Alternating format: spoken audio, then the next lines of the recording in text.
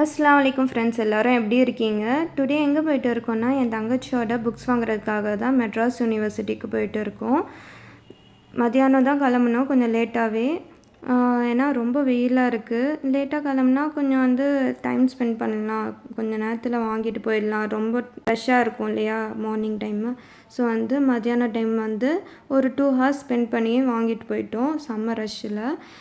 வாங்கிட்ட அப்புறமா யூனிவர்சிட்டிக்கு ஆப்போசிட்டாகவே மெரினா பீச் இருக்குது. ஸோ அங்கே போயிட்டு போகலாமே அப்படின்னு அம்மாக்கிட்ட சொன்னேன். ஸோ ஃபேமிலியோடு எப்போவுமே போகிறது தான்.